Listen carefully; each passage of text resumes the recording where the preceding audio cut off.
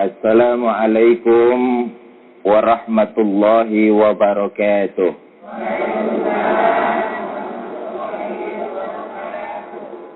Alhamdulillahi rabbil alamin.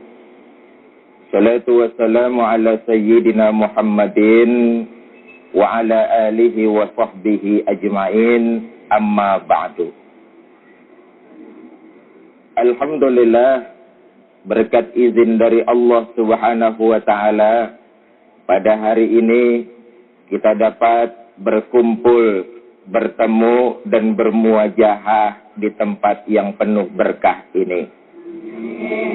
Salawat dan salam selalu kita curahkan pada junjungan kita Nabi besar Muhammad sallallahu alaihi wasallam yang telah membawa kita keluar dari zaman biadab menuju zaman peradaban sekarang ini.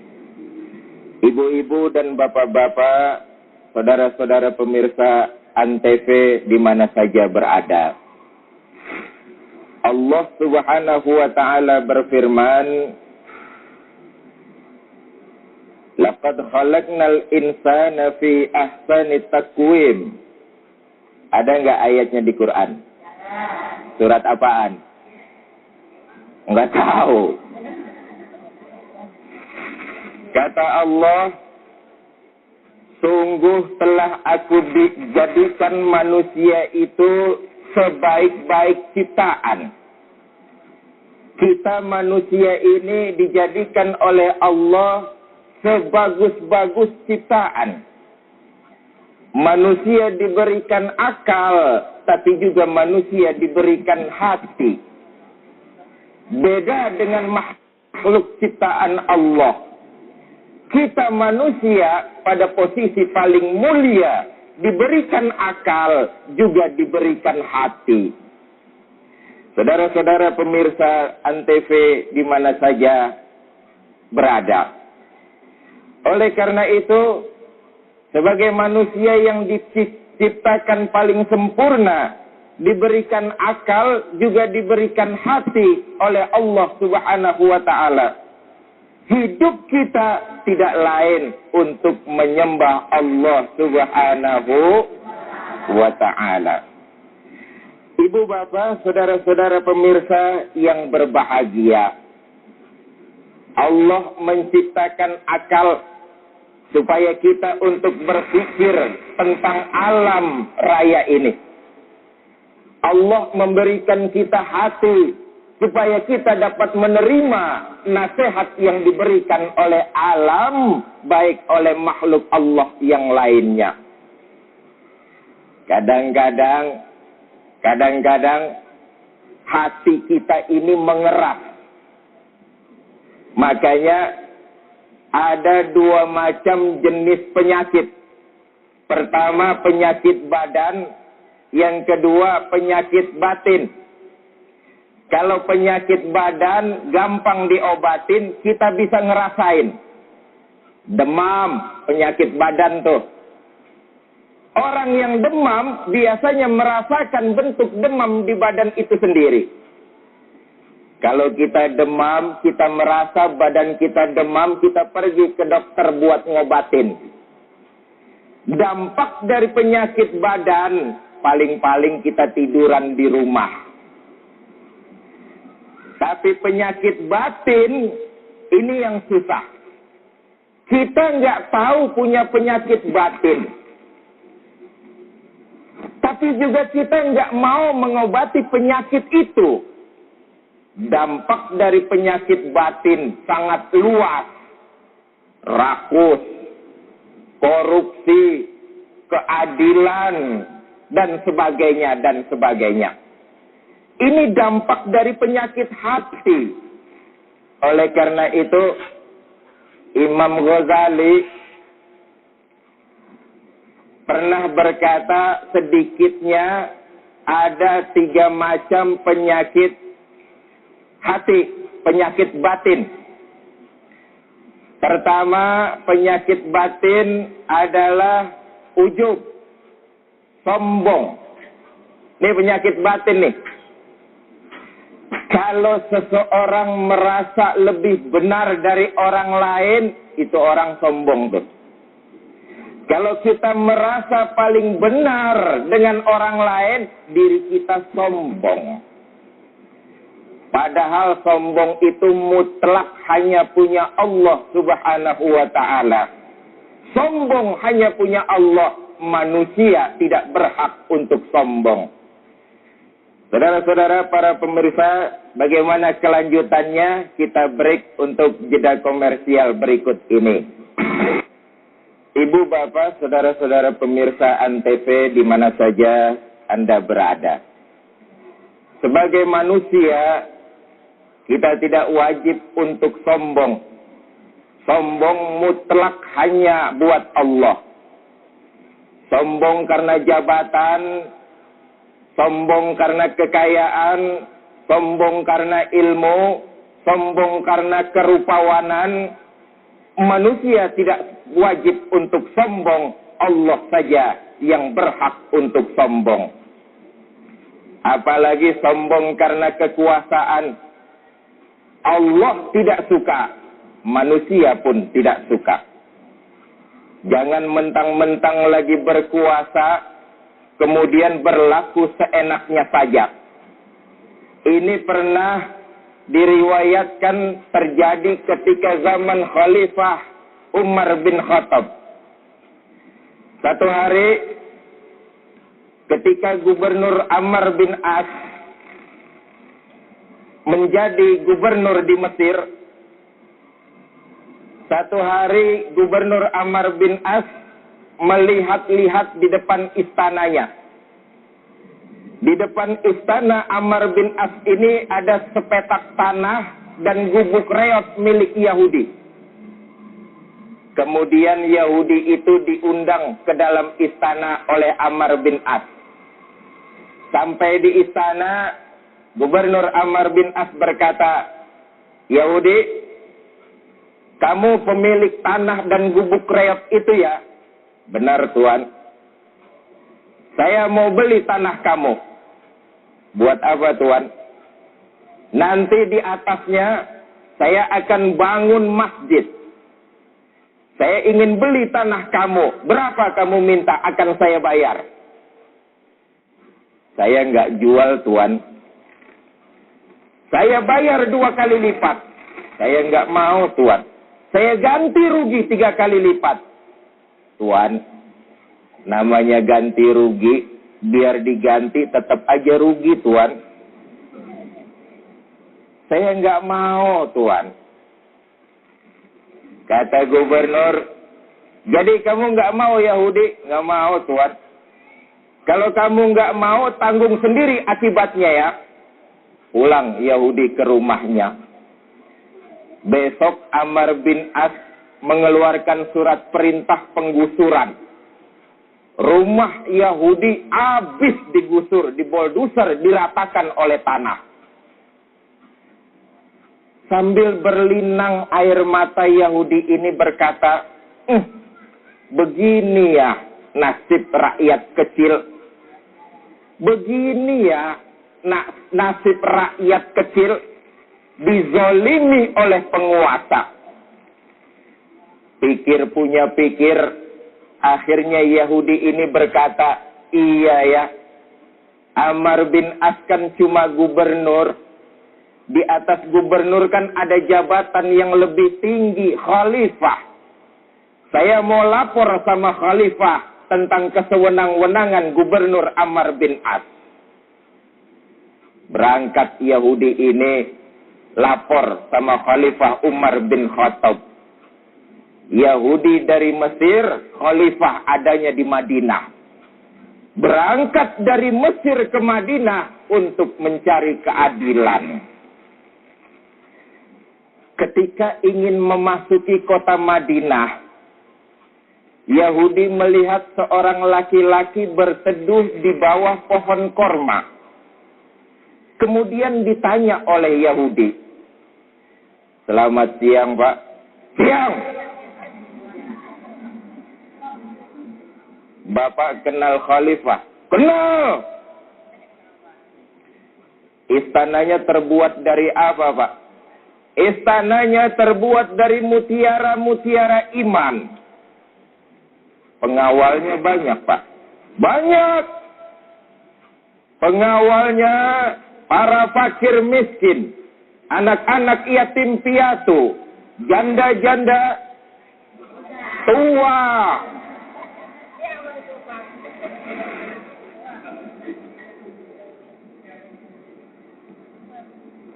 Kalau gitu, di mana saya bisa ketemu Khalifah Umar, Pak? Di bawah pohon korma, di depan saudara. Jadi Bapak, iya. Jadi Pak, iya. Yang ditanya rupanya Khalifah Umar. Kemudian Yahudi ini mengenalkan diri. Pak, ada apa? Saya ini Yahudi. Terus, saya mau lapor sama Bapak tentang gubernur Bapak di Mesir yang bernama Amr bin As. Kenapa dengan Amr bin As? Saya punya tanah dan rumah, Pak. Ditawar sama gubernur Amr bin As untuk dibeli. Di atas tanah itu katanya nanti akan didirikan bangunan masjid. Saya nggak mau jual. Dipaksa sama gubernur Bapak Amr bin As. Saya nggak mau jual. Rumah saya diboldoser, diratakan dengan tanah. Saya kesini menuntut keadilan, melapor kepada Khalifah Umar bin Khattab. Kata Umar bin Khattab, Yahudi, iya Pak. Kamu lihat di depan ada tong sampah. Lihat Pak. Pergi ke sana, ambil sepotong tulang, bawa ke sini. Ini Yahudi bingung. Jauh-jauh dari Mesir ke Madinah, suruh ngambil tulang di tong sampah. Setelah dapat sepotong tulang, kemudian dikasihkan kepada Khalifah Umar bin Khattab.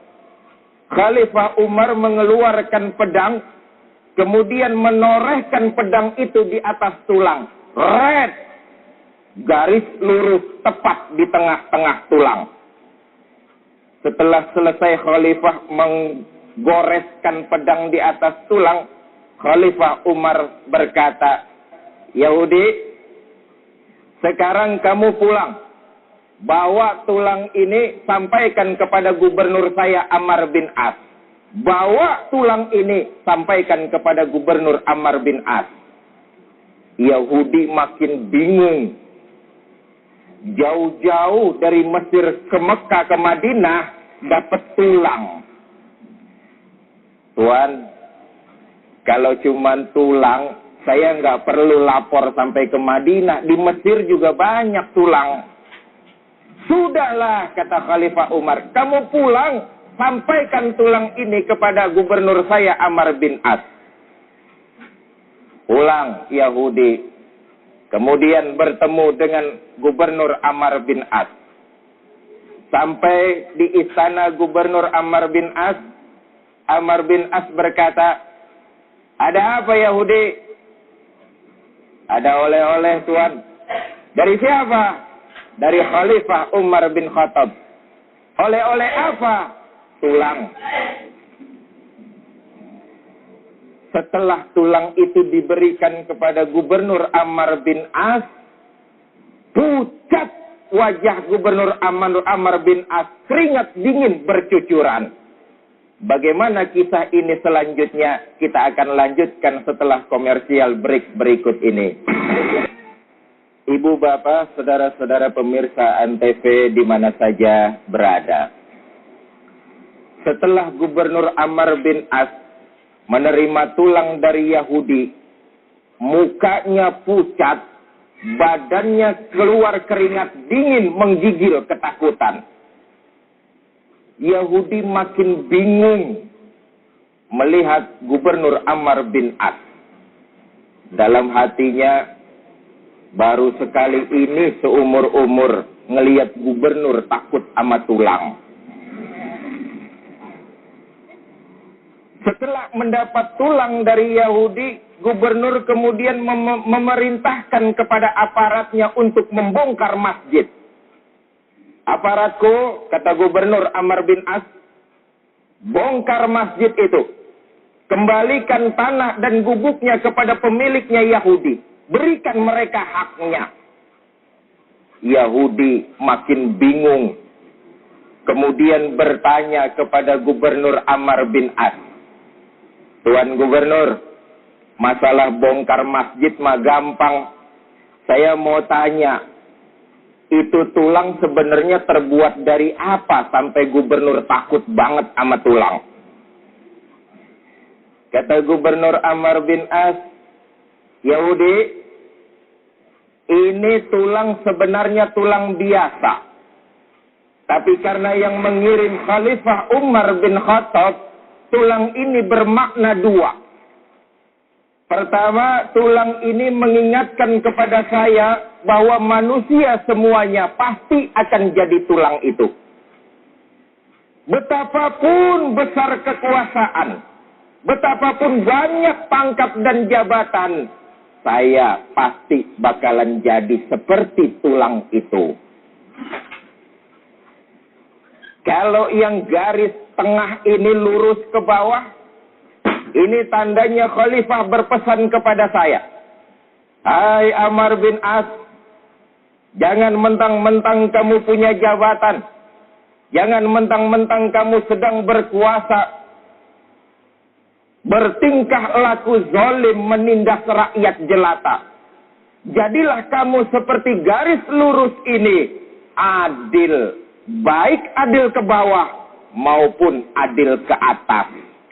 Kalau kamu tidak bisa berbuat adil, maka pedangku yang akan menebas lehermu. Ini pesan Khalifah Umar bin Khattab. Kemudian kata Yahudi, begitu ya Tuan? Iya, Tuan, sungguh sangat mulia ajaran Islam. Maka mulai saat ini, saksikanlah Tuan Gubernur, Ashadu an la ilaha illallah wa ashadu anna Muhammadar Rasulullah. Masuk Islam Yahudi gara-gara ajaran Islam.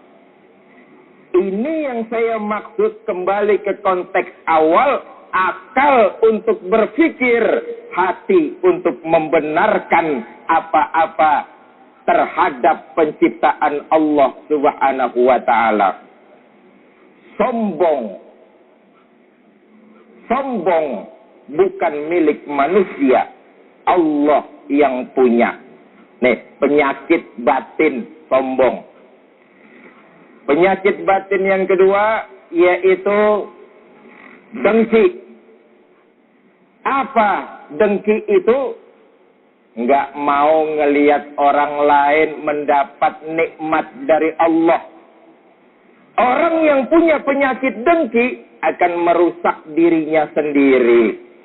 Oleh karena itu kita berharap kepada Allah agar menjauhkan hati kita dari penyakit-penyakit tersebut. Ibu, bapak, saudara-saudara, pemirsa Antv di mana saja berada. Oleh karena itu, mari sama-sama kita berharap kepada Allah, semoga di akhir hidup kita mendapat kehidupan yang husnul khotimah. Oleh karena itu, mari sama-sama kita tutup pengajian kita ini dengan Fatihah dan doa.